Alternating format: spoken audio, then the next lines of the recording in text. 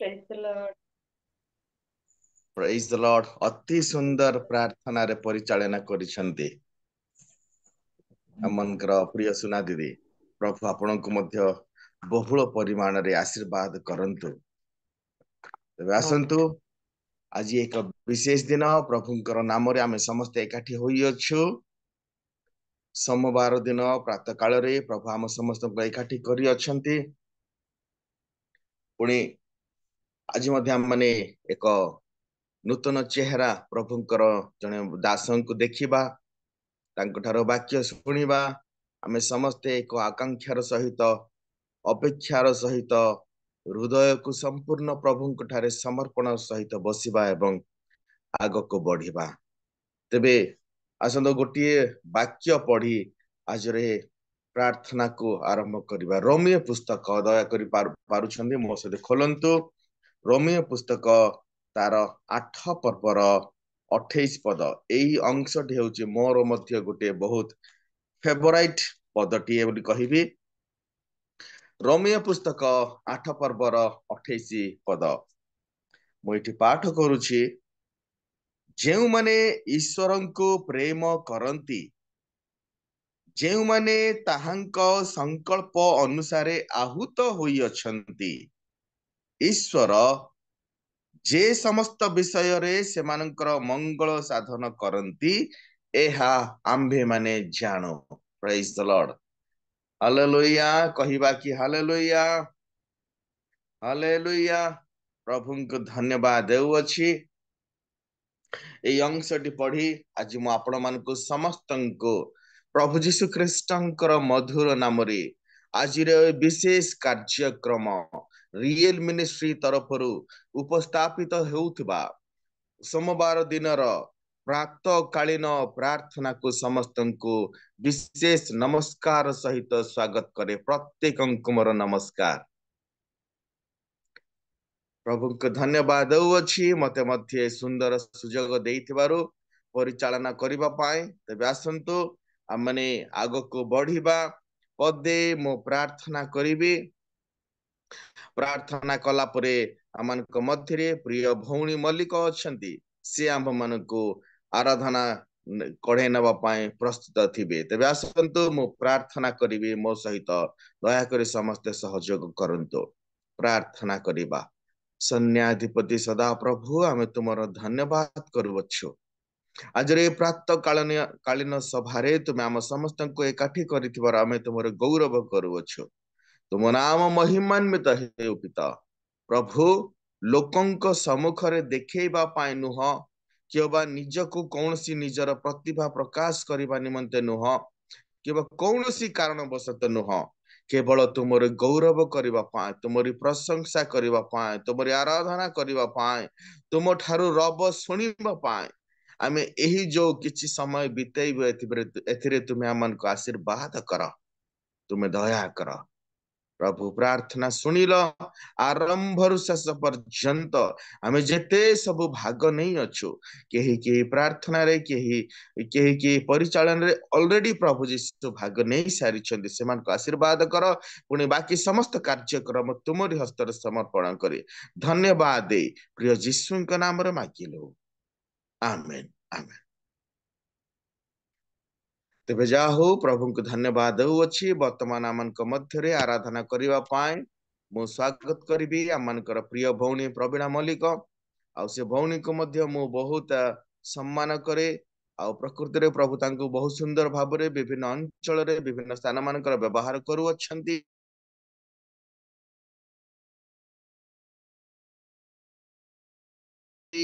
आज प्रभु तांको अति सुंदर भाव रे प्रभुंकर लोक मानकर गहन रे आ प्रभु तांको आज व्यवहार करि आसुअछि। आमे तांको पाई प्रभु को धन्यवाद देउछु।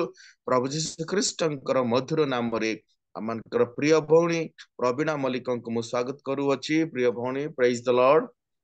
Praise वर्तमान the आपणे Lord. आपणकर आराधना करिवार समय आराधना करी आम समस्त को प्रभु जीशु ख्रीष्टंक निकटवर्ती करैबा पाए मु अनुरोध करूअछि। आमे समस्त दया करी करताली सहित तांको स्वागत करिबा। Praise the lord. वर्तमान आपणकर समय भौणी praise the lord. Praise the Lord again. सर्वप्रथम प्रभु को धन्यवाद दिए सुंदर सुजोग रे प्रातः काल रे उपासना करया पय सुजोग देले ता सहित मते होस्ट आज्ञा धन्यवाद दिए जो मोर उपस्थित हेतिबा प्रत्येक प्रभुଙ୍କର प्रिय दास दासी ମାନଙ୍କୁ ମୋର नमस्कार जनाए आशिष जो परमेश्वर आमମାନଙ୍କୁ सुनिद्रा देले तांकरी विविध दयार आमମାନଙ୍କୁ नूआ सकाळ नूआ दिन देखैले पुଣି जीवित ମାନଙ୍କ ମଧ୍ୟରେ आमମାନଙ୍କୁ जीवित रखिले से परमेश्वर को आमने आराधना करें। आहे दयामय आहे प्रेममय आहे क्षमामय हे करुणामय मो जीशुर जना তুমি মো সাহায্যকারী তুমি মো সান্তনাকারী তুমি মো সাহায্যকারী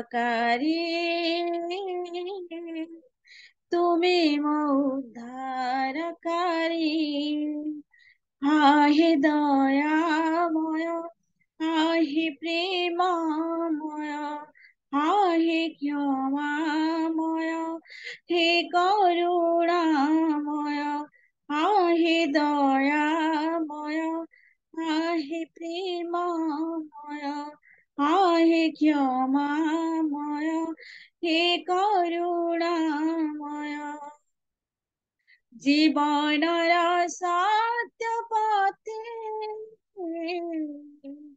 धूलिनिया प्रभु मति तुई महिमा गाइबी जीवनर शेष जाए जीवनर सत्य पथे धूलिनिया प्रभु मति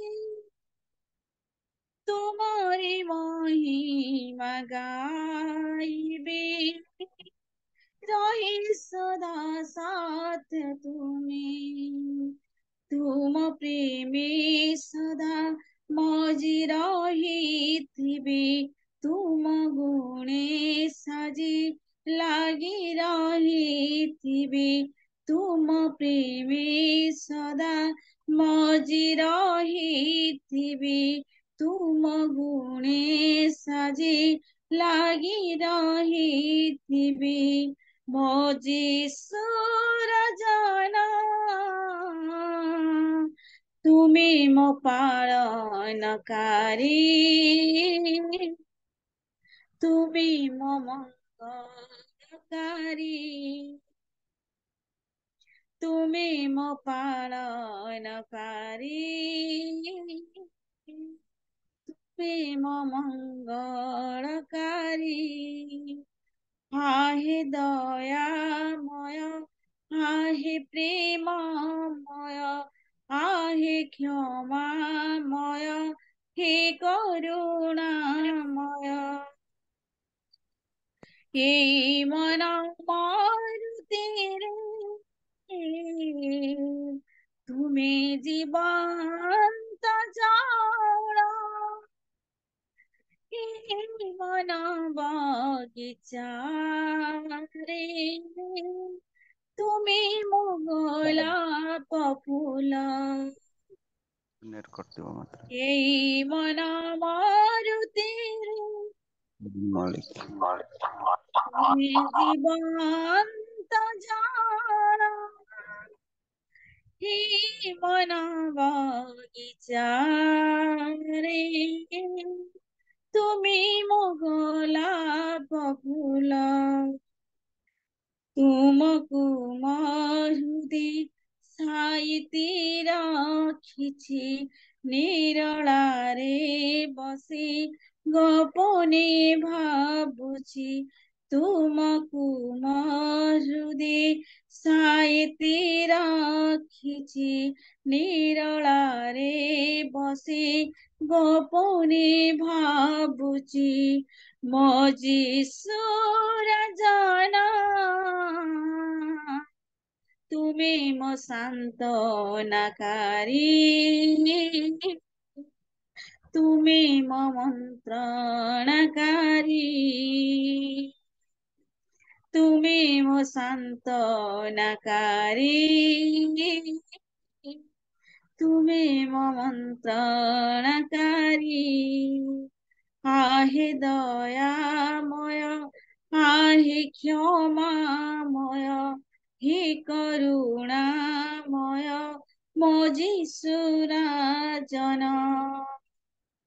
आहे दया आहे प्रेममय आहे क्षमामय हे करुणामय वास्तव में परमेश्वर क्षमामय अटंती करुणामय अटंती ताहाकर दया ताहाकर अनुग्रह आम माने सुस्थ सबल रही केवल ताहाकर प्रशंसा ताहाकर गौरव करवा आमे परमेश्वर को जेते निकटवर्ती रहिबा परमेश्वर को सहित आम माने संतोषजनकर संतान हो पारिबा सदा उठी गीत गाई प्रभुकर प्रशंसा करवा मते दया देखिबा मो प्रभु मते हृदय राखिबा मोहर जीशु मते दया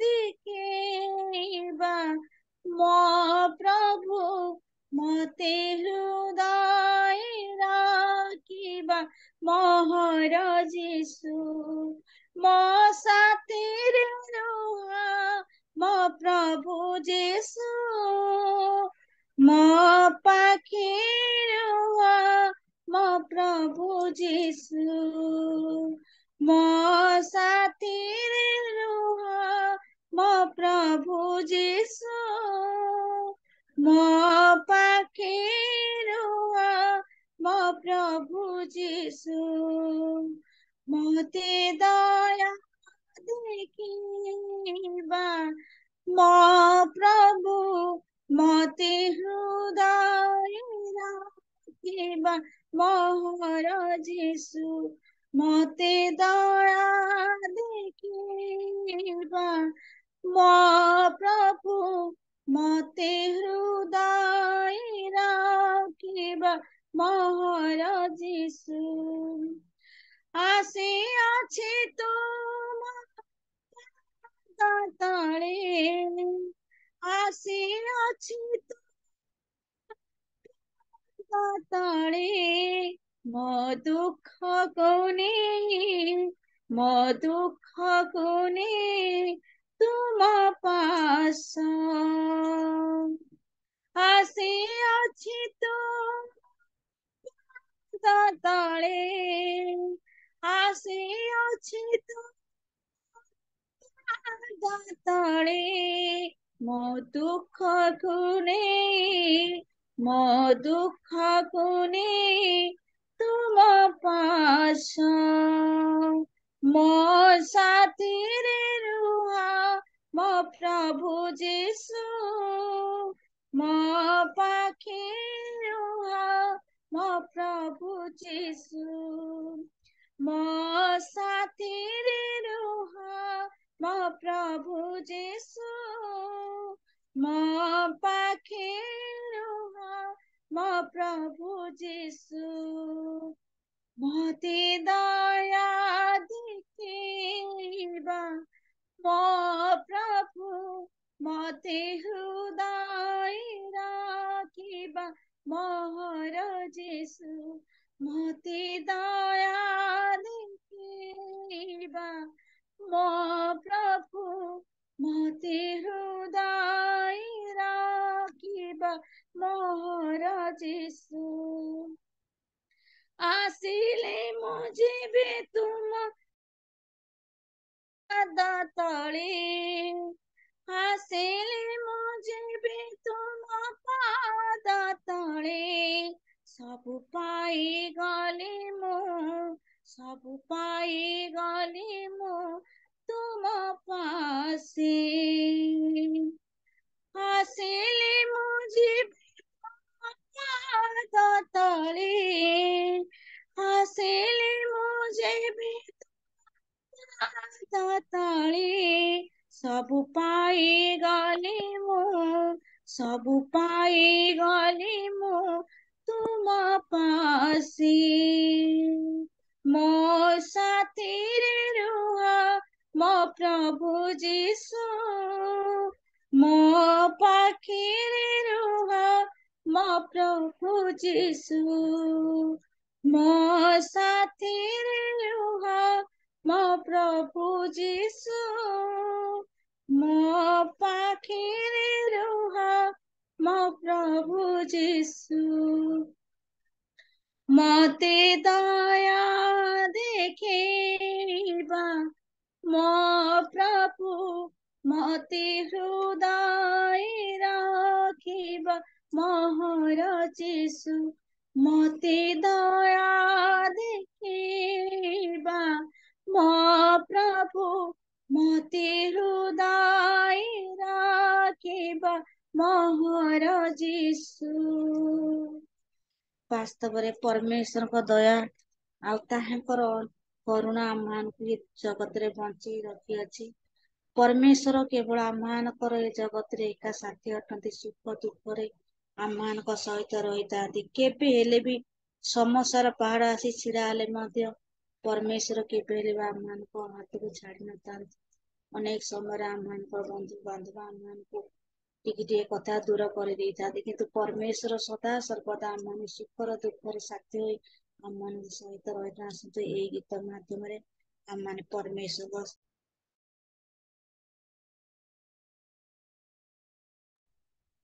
मेरे मेरे खुदा जीवन का तू है, मेरे मेरे खुदा जीवन का तू है सहारा, तुझ बिन प्रभु जाऊं, तुझ बिन प्रभु जाऊं कहाँ, तू ही तो कि मेरे मेरे खुदा जीवन का तू ही सहारा, मेरे मेरे खुदा जीवन का तू ही सहारा। जब मुश्किल से हुई थी मैं, दुनिया ने मुझको न समझा,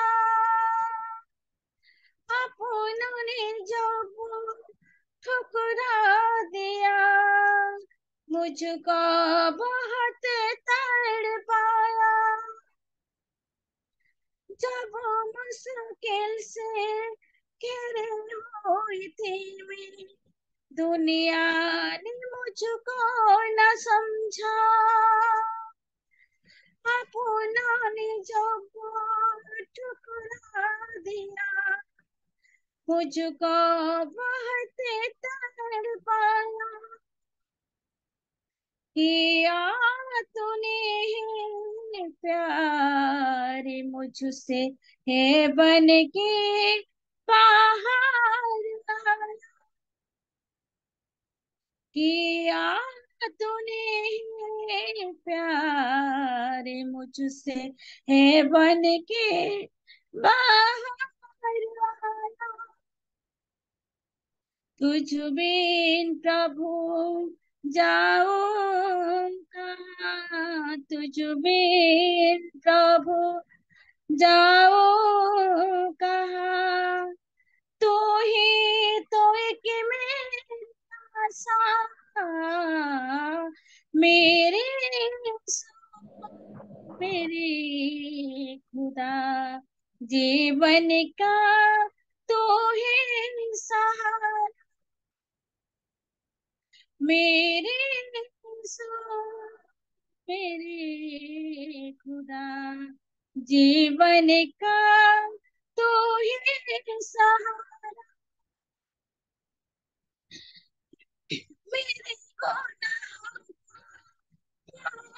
झूठा क्या क्या न सहारे हो मुझे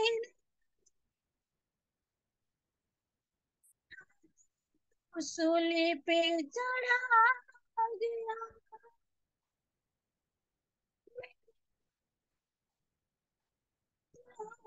झूठा क्या क्या न सहता रहा मुझे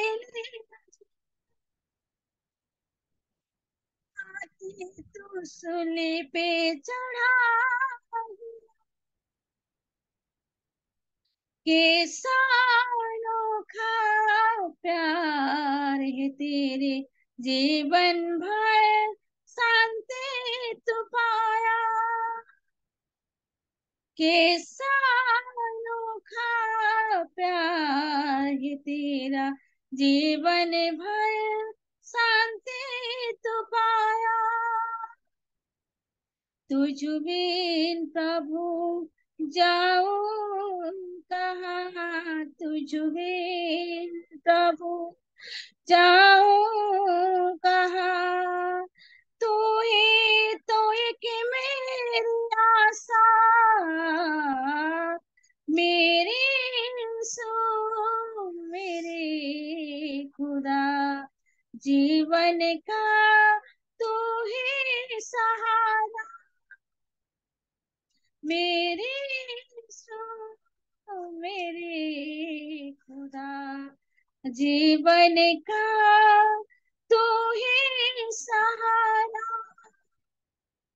जीवन का तू ही सहारा सेनाधिपति परमेश्वर प्रभु तुम आम जीवन एक सहारा अट प्रभु तुम आम सांत्वना दे था प्रभु ए सकाल प्रातः समय पिता परमेश्वर तुम प्रशंसा महिमा गौरव करुच प्रभु तुम्हें दयार ग्रहण कर परमेश्वर प्रभु तुम्हें आरंभ शेष पर्यंत तुम पवित्र आत्मार उपस्थित आम समस्त रख प्रभु आरंभ शेष पर्यंत प्रभु तुम्हें वाक्य द्वारा मन को सजाड़ कथा कह प्रभु जो जिते जन प्रभु आम मैंने जोड़ी प्रत्येक नाम को थरी थरी परमेश्वर तुम्हें आशीर्वाद कर प्रभु अनुग्रह कर प्रभु तुमको धन्यवाद दे निवेदना केवल यीशु के नाम रे मांगू पिता आमीन आमीन प्रेज द लॉर्ड आमीन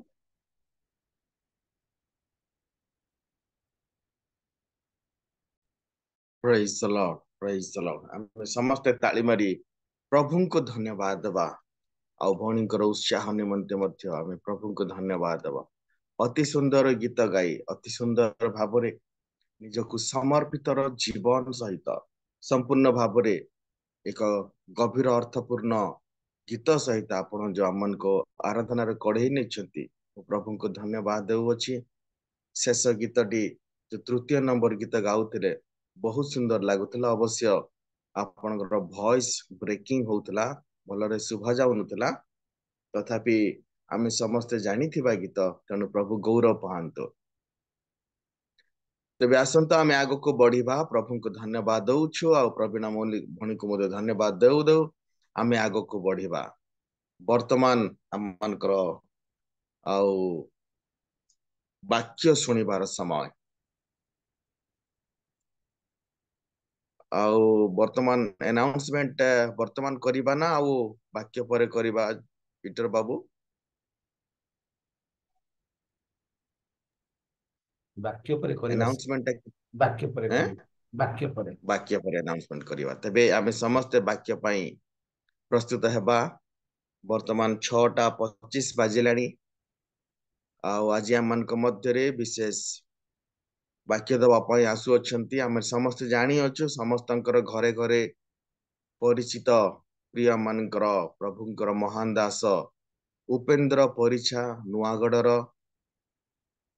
आउ सेही उपेन्द्र परिछा आज्ञांकर कनिष्ठ पुत्र सान पुत्र मु तांकर बड़ भाई को भल भाव जाने तांको सहित मध्य मु कथबार्ता करिछि कारण मु नुआगढ़र जुई जाकुब सिंह भौणीर स्वामी मु तेबे आजी प्रभुंकर दास जे नवनिर्वाचित भावरे गजपतिर कुमला सिंह मंडलीर बालक भावरे जहांको गत किछि दिन तले नियुक्ति करा जाई अछि प्रभु तांको आउ सेही परि आह्वान करी तांकरी सेवा कार्य रे बापांक परे पुओंको मध्य प्रभुंक सेवा कार्य रे व्यवहार करबाक जाऊ अछन्ती प्रभु कर धन्यवाद देउ देउ आज आमे रियल मिनिस्ट्री तरफरु प्रिय प्रभुंकर दास रेवरेंड विहित कुमार परिछा आज्ञा को प्रभुंक नाम रे आमे स्वागत जणाउछु आज आमे समस्ते एक आकांक्षार सहित बसिबा कारण वे तो तांक मुखरु आज आमे प्रथम करी वाक्य सुनिबाकु जाउछु आमे समस्ते अवश्य वाक्य प्रचार करूछु वाक्य भी अनेक सुनुछु सत किंतु प्रभुंकर दासंक ठारू आज किछि नूतन वाक्य एवं आशीर्वादर वाक्य सुनिबा पई आकांक्षा करिबा मु आज्ञा को अनुरोध करिबी प्रिय प्रभुंकर दास अनुरोध करिबी आपण गोटे 30 रु 35 मिनिट पर्यंत निजर जीवनर किछि साक्ष्य प्रत्येक को कहिबा सहित प्रभुंकर वाक्य रे आम समस्त को प्रभु आपणक हृदय रे जहा किछि आज आमनक सम्मुख रे कहिबा पाई रखी अछंती प्रभु तांकरी आत्मा द्वारा तांकरी अभिषेक करी मस्त करू तली पाप पर्यंत केवल आपण को हजेई लुचेई प्रभु प्रकाशित हुंतु आमे समस्ते दया करी पारुछु जदि किछि समय पाए वीडियो ऑन करिबा एवं सेही प्रभुंकर दासंको ताली मारी स्वागत करी आज आमनक मध्य रे आमे तांको स्वागत करिबा मो प्रभुंक नाम रे आपनको आह्वान करूछि आज्ञा वर्तमान आपणकर समय प्रभुंक नाम रे आमनको समस्त वाक्य द्वारा कढै न धन्यवाद आज्ञा आगे प्रेज द लॉर्ड आज्ञा समस्त को प्रेज द लॉर्ड बहुत खुशी लागुଛି आपणकर समय आज्ञा कंटिन्यू करंतु थैंक यू वेरी मच प्रभुंक नाम रो गौरव हो प्रभु आमन को ए प्रभात रे तांकर सेवा करिया पाए सुजोग देइछन्ते ता छड़ा विशेष करी धन्यवाद करूछि आमनकर कर आज्ञा को से मते सुजोग देइछन्ते प्रभु जीशु को रक्त रे कृत साधु मंडली सहित प्रभात रे तांकर सेवार समय मध्य आमान को कढै नेबा पाए तेणु तांको एवं उपस्थित समस्त को प्रभु जीशु को नाम रे नमस्कार प्रेज द लॉर्ड ज्ञापन करे आसंतो आमे सीधा सड़क ईश्वर को वाक्य आड़ को जीवा साक्ष्य तो रही किंतु मोर गोटे विश्वास अछि वाक्यर साक्ष्य छड़ा आउ सेकेंड पार्टी थर्ड पार्टी को भिन्न साक्ष्यर एते एते जरूरी बोली मु मने करू नाही व्यक्तिगत साक्ष्य द्वितीय तृतीय व्यक्ति को शेयर करबा अपेक्षा ईश्वरन को वाक्यर साक्ष्य ही व्यक्तिगत साक्ष्य अपेक्षा प्राथमिकता आउ जरूरी बोली मु मने करूछि किछि भूल बुझिबे नाही मोर ए कथा को कारण ईश्वर को वाक्य रे आमे समय क्षेपण करबा पाई मु विशेष करी चाहूछि आसंतु आजिरो प्रभातीय ध्यान निमंते ईश्वर को वाक्य रु जो शास्त्रांश आज पाई मु मनोनीत करिछि ताहा आपण माने पाइबे जिखरीय पुस्तक 9 अध्याय 12 पद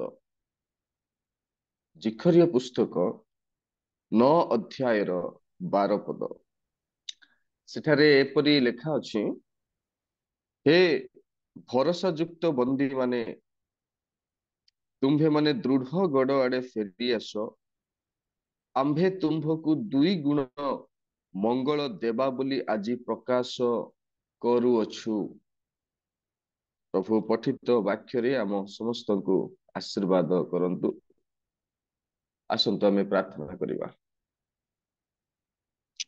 ମହାମହିମ ସ୍वर्ଗୀୟ ପ୍ରଭୁ, ଗୌରବ ପ୍ରଶଂସା ମହିମା କେବଳ ଆମେ ତୁମକୁ ହିଁ ଦଉଛୁ, କାରଣ ସମସ୍ତ ଭୟ ସେବା ଆରାଧନା ଗୌରବ ପ୍ରଶଂସା ମହିମା ପାଇବା ନିମନ୍ତେ ତୁମେ ହିଁ ଶୁଭାଜନ ଯୋଗ୍ୟ ପରମେଶ୍ୱର ଅଟ।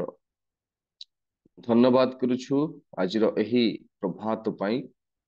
ପୁଣି ତୁମ ନିମନ୍ତେ ଆମମାନଙ୍କୁ ବ୍ୟକ୍ତିଗତ ଭାବେ ପ୍ରସ୍ତୁତିକରଣର ସମୟ ପାଏ, ନିକଟବର୍ତ୍ତୀର ସମୟ ପାଏ। ପୁଣି ଧନ୍ୟବାଦ କରୁଛୁ ସର୍ବକୁଶଳତାରେ ପ୍ରଭାତ ଆମମାନଙ୍କୁ ତୁମେ ଦେଖିବା ପାଇଁ ଦେଇଛ। ପୁଣି ତୁମର ସ୍वर्ଗୀୟ ପ୍ରେମ ପାଇଁ ତୁମକୁ ଧନ୍ୟବାଦ ଦଉଛୁ, ଯାହା ଅତୁଳନୀୟ ଅଟେ ଆମ ପାଇଁ, ଯାହା ଆମେ ଭାବି ପାରୁନାହୁଁ, ଯାହା କେବେ ମାଗି ପାରୁନାହୁଁ। ଏଭଳି ଉତ୍ତମ ଉତ୍ତମ ଆଶୀର୍ବାଦ ମଙ୍ଗଳ ଦାନ ସକଳ ଆମମାନଙ୍କୁ ତୁମେ ଆବଶ୍ୟକତା ଜାଣି ଦେଉଥିବା ପ୍ରଭୁ ହେବା ହେତୁ ତୁମକୁ ଧନ୍ୟବାଦ କରୁଛୁ।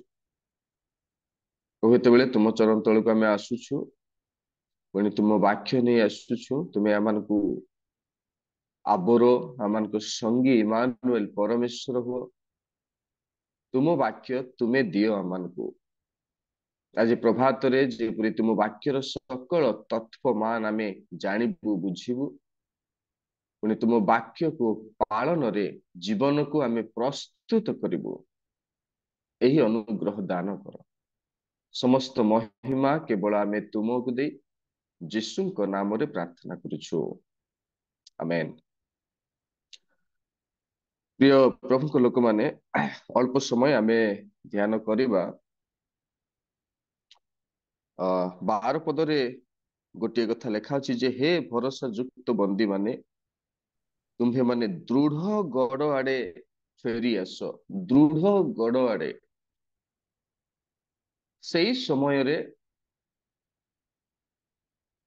ସୁରକ୍ଷାର ପ୍ରତୀକ ଗଡ଼ ବା ପ୍ରାଚୀର ଥିଲା। ଗୋଟେ ନଗର ପାଇଁ, କିଏ ବା ଗୃହ ପାଇଁ, କିଏ ବା ମନ୍ଦିର ପାଇଁ, ତାହା ସୁରକ୍ଷାର ପ୍ରତୀକ ଗଡ଼। କିନ୍ତୁ ପ୍ରିୟ ଈଶ୍ୱରଙ୍କ ଲୋକମାନେ, ଏଇ ଯୋଉ ଗଡ଼ କଥା ବ୍ୟବହାର କରାଯାଉଛି, ତାହା କୌଣସି ସୁରକ୍ଷାର ଗଡ଼ ନିର୍ମାଣ ସମ୍ବନ୍ଧୀୟ କଥା ହିଁ ନୁହେଁ। ଏଇ ଜିଖରୀୟ ପୁସ୍ତକ ଯେତେବେଳେ ଦ୍ୱିତୀୟ ଥର ଜେରୁସାଲେମ ମନ୍ଦିର ନିର୍ମାଣ କରାଯାଉଥିଲା, କରାଯିବା ବେଳେ ଶତ୍ରୁ କାର୍ଯ୍ୟକୁ ଅଧାରୁ ବନ୍ଦ କଲେ। ସେଇ ସମୟରେ ଜିଖରୀୟ ଏବଂ ହାଗୟଙ୍କୁ ବାକ୍ୟର ସହିତ ପରମେଶ୍ୱର ଇସ୍ରାଏଲ ଜିହୁଦୀ ନିକଟକୁ ପ୍ରେରଣ କଲେ। ତେଣୁ ପ୍ରିୟ ପ୍ରଭୁଙ୍କ ଲୋକମାନେ, ଲେଖା ଅଛି ହିତୋପଦେଶ 10 ପର୍ବର 29 ପଦରେ, ସଦା ପ୍ରଭୁଙ୍କ ପଥ ସରଳଚାରୀ ମାନଙ୍କ ପ୍ରତି ଦୃଢ ଗଡ଼ ଅଟେ। ପୁଣି ହିତୋପଦେଶ 18 ପର୍ବର 10 ପଦରେ ଲେଖାଯାଏ, ସଦା ପ୍ରଭୁଙ୍କ ନାମ ଦୃଢ ଗଡ଼ ଅଟେ। ତେଣୁ ଏଇ ଯୋଉ ଗଡ଼ ଆମେ ଦେଖୁଛୁ, ଏଥିରେ କୌଣସି ଫିଜିକାଲ ୱାଲ ନାହିଁ। ଆକ୍ଷରିକ ଭାବରେ କୌଣସି ପ୍ରାଚୀର ଏ ସ୍ଥାନରେ ଏ ଦିଟା ପଦରେ ଆମେ ଦେଖୁନାହୁଁ। କିନ୍ତୁ ଭବିଷ୍ୟତ ବକ୍ତା ଏଇ ସ୍ଥାନରେ ପ୍ରକାଶ କରନ୍ତି, ତୁମ୍ଭେ ମାନେ ଦୃଢ ଗଡ଼ ଆଡେ ଫେରି ଆସ। ଷ୍ଟ୍ରଙ୍ଗ ହୋଲ୍ଡ ବୋଲି ଲେଖା ଅଛି ଇଂଲିଶରେ। ପ୍ରିୟ ପ୍ରଭୁଙ୍କ ଲୋକମାନେ, ଏଇ ବାକ୍ୟାଂଶରେ ଅଦୃଶ୍ୟ ଏକ ଦୃଢ ଗଡ଼କୁ ଆମେ ଦେଖିବା ପାଇଁ ଚେଷ୍ଟା କରିବା। ଯୋଉ ଅଦୃଶ୍ୟ ଦୃଢ ଗଡ଼କୁ ଲିଟେରାଲି, ଆକ୍ଷରିକ ଭାବରେ ଲୋକମାନେ ପ୍ରସ୍ତୁତ କରୁଛନ୍ତି। ହଁ, ନେହେମିୟା ମଧ୍ୟ ଗଡ଼ ତିଆରି କରିଥିଲେ, କିନ୍ତୁ ପରବର୍ତ୍ତୀ ଅବସ୍ଥାରେ ସେ ଗଡ଼ ସକଳ ଭାଙ୍ଗି ଯାଇଛି। ଗଡ଼ ଯେତେବେଳେ ଭାଙ୍ଗି ଯାଉଛି, ସେ ଦୃଢ ଗଡ଼ ଆଡେ ଲୋକ କୋଉ ଭରସାରେ ଫେରି ଆସିବେ? ଭାଙ୍ଗି ଯାଉଥିବା ଗଡ଼ କଥା। କିନ୍ତୁ ପ୍ରିୟ ଈଶ୍ୱରଙ୍କ ଲୋକମାନେ, ଜିଖରୀୟ 1 ପର୍ବର 3 ପଦରେ ଗୋଟିଏ ଫେରିବାର କଥା ଆମମାନଙ୍କୁ ବାଇବେଲ ପ୍ରକାଶ କରେ ଲେଖା ଅଛି, ଏଥିପାଇଁ ତୁମ୍ଭେ ଏହି ଲୋକମାନଙ୍କୁ କୁହ, ସୈନ୍ୟାଧିପତି ସଦାପ୍ରଭୁ ଏହି କଥା କହନ୍ତି, ତୁମ୍ଭେମାନେ ଆମ୍ଭ ପ୍ରତି ଫେର। ଏହା ସୈନ୍ୟାଧିପତି ସଦାପ୍ରଭୁ କହନ୍ତି, ତହିଁରେ ଆମ୍ଭେ ତୁମ୍ଭମାନଙ୍କ ପ୍ରତି ଫେରିବା। ଏହା ସୈନ୍ୟାଧିପତି ସଦାପ୍ରଭୁ କହନ୍ତି। ଚାରିପଦର ଶେଷ ଅଂଶ ଆଡକୁ ଲେଖାଯାଏ ଯେ ତୁମ୍ଭେମାନେ ଆପଣା ଆପଣା କୁପଥରୁ ଓ ଆପଣା ଆପଣା କୁକ୍ରିୟାରୁ ଏବେ ଫେର। କୋଉଠିକି ଫେରିବେ? ପ୍ରଭୁ କହିଲେ ଆମ୍ଭ ନିକଟକୁ ଫେର, ଆମ୍ଭ ପ୍ରତି ଫେର। ଅଦୃଶ୍ୟ ଭାବରେ ଏଭଳି ଏକ ଗଡ଼ ନିକଟକୁ ଫେରିବା ପାଇଁ ପ୍ରଭୁ ଆହ୍ୱାନ ଦିଅନ୍ତି, ଯୋଉ ଗଡ଼ କି କେହି କେବେ ଭାଙ୍ଗି ନାହିଁ, କିଏ ବା ଭାଙ୍ଗି ବି ପାରିବ ନାହିଁ। ତେଣୁ ମୁଁ 7ଟି କଥା କମ ସମୟ ଭିତରେ ଆପଣମାନଙ୍କ ସମ୍ମୁଖରେ ଉପସ୍ଥାପନ କରିବା ପାଇଁ ଚାହୁଁଛି। ବେଶୀ ଏକ୍ସପ୍ଲେନେସନ କରିବିନି, କିନ୍ତୁ 7ଟି କଥା ଅତି ଗୁରୁତ୍ୱପୂର୍ଣ୍ଣ କଥା ମୁଁ ଆପଣମାନଙ୍କ ସମ୍ମୁଖରେ ରଖିବି। ଏଜ୍ରା ପୁସ୍ତକ 1 ପର୍ବର 1 ପଦରେ ଲେଖା ଅଛି, ସେ ସ୍ଥାନରେ ଏପରି ଲେଖାଯାଏ, ଜିରିମିୟର ମୁଖ ଦ୍ୱାରା ଉକ୍ତ ସଦାପ୍ରଭୁଙ୍କ ବାକ୍ୟ ସଫଳାର୍ଥେ ପାରସ୍ୟର ରାଜା କୋରସର ଅଧିକାରର ପ୍ରଥମ ବର୍ଷରେ ସଦାପ୍ରଭୁ ପାରସ୍ୟର ରାଜା କୋରସର ମନରେ ପ୍ରବୃତ୍ତି ଜନ୍ମାନ୍ତେ ସେ ଆପଣା ରାଜ୍ୟର ସର୍ବତ୍ର ଘୋଷଣା କରାଇ ମଧ୍ୟ ଲେଖାଇ ଏହି କଥା ପ୍ରଚାର କରାଇଲା, ଯଥା ପାରସ୍ୟର ରାଜା କୋରସ ଏହା କହନ୍ତି, ସଦାପ୍ରଭୁ ସ୍ୱର୍ଗର ପରମେଶ୍ୱର ପୃଥିବୀର ସମସ୍ତ ରାଜ୍ୟ ଆମ୍ଭକୁ ପ୍ରଦାନ କରିଅଛନ୍ତି, ଆଉ ସେ ଜିହୁଦା ଦେଶସ୍ଥ ଜେରୁସାଲେମରେ ତାହାଙ୍କ ପାଇଁ ଏକ ଗୃହ ନିର୍ମାଣ କରିବାକୁ ଆମ୍ଭକୁ ଆଜ୍ଞା କରିଅଛନ୍ତି। ଗୋଟେ ଫିଜିକାଲ ଘର, ଲିଟରାଲି ଆକ୍ଷରିକ ଭାବରେ ଗୋଟିଏ ଘର, ଅର୍ଥାତ ଜେରୁସାଲେମ ମନ୍ଦିର ପରମେଶ୍ୱରଙ୍କ ପାଇଁ ତିଆରି କରିବା ନିମନ୍ତେ କୋରସ ରାଜାଙ୍କୁ ପ୍ରଭୁ ପ୍ରେରଣା ମାଧ୍ୟମରେ ଆଜ୍ଞା ଦେଇଛନ୍ତି। ତେଣୁ ପ୍ରିୟଶ୍ୱରଙ୍କ ଲୋକମାନେ, ପ୍ରଥମ କଥା, 7ଟି କଥା ମଧ୍ୟରୁ ପ୍ରଥମ କଥା ଯେ ପରମେଶ୍ୱରଙ୍କ ପାଇଁ ଜେରୁସାଲେମ ରୂପକ ମନ୍ଦିରର ଗୃହ ନିର୍ମାଣ କାର୍ଯ୍ୟ ଏକ ଗଡ଼ ଅଟେ। ଏହା ଏକ ଗଡ଼ ଅଟେ, କାରଣ ପ୍ରଥମ ରାଜାବଳୀ 8 ପର୍ବର 29 ପଦରେ ସୋଲୋମନ ଯେତେବେଳେ ଗୃହ, ବିଶେଷ କରି ପ୍ରଥମ ଜେରୁସାଲେମ ମନ୍ଦିର ନିର୍ମାଣ କଲେ ଏବଂ ନିର୍ମାଣ କଲା ପରେ ସେ ଏହି ପ୍ରାର୍ଥନା ଅନୁରୋଧ ପରମେଶ୍ୱରଙ୍କ ନିକଟରେ ରଖୁଛନ୍ତି ଯେ ପରମେଶ୍ୱରଙ୍କ ନାମ ଏଇ ଗୃହରେ ରହୁ, ଅର୍ଥାତ ଜେରୁସାଲେମରେ ପରମେଶ୍ୱରଙ୍କ ନାମ ରହିବାର ଆମେ ଲକ୍ଷ୍ୟ କରିବାକୁ ପାରୁଛୁ। ଧ୍ୟାନ ଦିଅନ୍ତୁ ଟିକେ। ଆଉ ଈଶ୍ୱରଙ୍କ ନାମ ଜେରୁସାଲେମ ମନ୍ଦିରରେ ରହିବା ହେତୁ ଅନ୍ୟ ଅର୍ଥରେ ତାହା ଏକ ଦୃଢ ଗଡ଼ ଅଟେ। ତେଣୁ ବିଜାତୀୟ ରାଜା ହେଲେ ହେ ସେଇ ଗୃହ ନିର୍ମାଣ ନିମନ୍ତେ ସମଗ୍ର ରାଜ୍ୟରେ ସେ ଜିହୁଦୀ ମାନଙ୍କ ନିକଟରେ ସ୍ୱତନ୍ତ୍ର ଭାବରେ ଏହି କଥା ପ୍ରଚାର କରି କହିଲେ, ତୁମେ ଯାଅ, ତୁମେ ଆପଣାର ପରମେଶ୍ୱରଙ୍କ ନିମନ୍ତେ ଏକ ଗୃହ ନିର୍ମାଣ କର। ତେଣୁ ଏଜ୍ରା 2 ପର୍ବର 68 ପଦରେ ଲେଖା ଅଛି, ଏଉତରେ ପିତୃବଂଶୀୟ କେତେକ ପ୍ରଧାନ ଲୋକ ସଦାପ୍ରଭୁଙ୍କ ଜେରୁସାଲେମ ସ୍ଥିତ ଗୃହରେ ଉପସ୍ଥିତ ହୁଅନ୍ତେ ପରମେଶ୍ୱରଙ୍କର ସେହି ଗୃହ ସ୍ୱସ୍ଥାନରେ ସ୍ଥାପନ କରିବା ପାଇଁ ସ୍ୱେଚ୍ଛାପୂର୍ବକ ଦାନ କଲେ। ଟିକେ ଶବ୍ଦ ଗୁଡାକ ଧ୍ୟାନରେ ରଖନ୍ତୁ। ସ୍ୱସ୍ଥାନରେ, ଅର୍ଥାତ 70 ବର୍ଷ ପରେ ଆଜ୍ଞା ନିର୍ଗତ ହେଲା। ବାବିଲୋନୀୟ ସାମ୍ରାଜ୍ୟ ମଧ୍ୟରେ ନବୁକଦନେସ୍ୱର ଯେତେବେଳେ ଏମାନଙ୍କୁ ବନ୍ଦୀ କରି ନେଲେ, ସେତେବେଳେ ଜେରୁସାଲେମ ମନ୍ଦିରକୁ ଧ୍ୱଂସ କରି ପକେଇଥିଲେ, ସମ୍ପୂର୍ଣ୍ଣ ଭାବରେ ଭାଙ୍ଗି ପକେଇଥିଲେ। ଏବେ ଏମାନେ ଯେତେବେଳେ ପୁନର୍ବାର ମନ୍ଦିର ନିର୍ମାଣ ନିମନ୍ତେ ଆଜ୍ଞା ପ୍ରାପ୍ତ ହଉଛନ୍ତି, ସେତିକି ବେଳେ ଯୋଉ ସ୍ଥାନରେ ପୂର୍ବ ମନ୍ଦିର ପ୍ରଥମ ମନ୍ଦିରର ଫାଉଣ୍ଡେସନ ପଡିଥିଲା ଆଉ ଯୋଭଳି ପ୍ରଥମ ମନ୍ଦିର ନିର୍ମିତ ହେଇଥିଲା ଏକ୍ଜାକ୍ଟଲି ସେହି ଷ୍ଟ୍ରକ୍ଚରରେ ସେହି ଡିଜାଇନରେ ସେହି ଜାଗାରେ ହିଁ ନିର୍ମିତ ହବ। ଏଇ କଥାକୁ ଏ ଶବ୍ଦକୁ ଟିକେ ଆମେ ଧ୍ୟାନ ରଖୁ।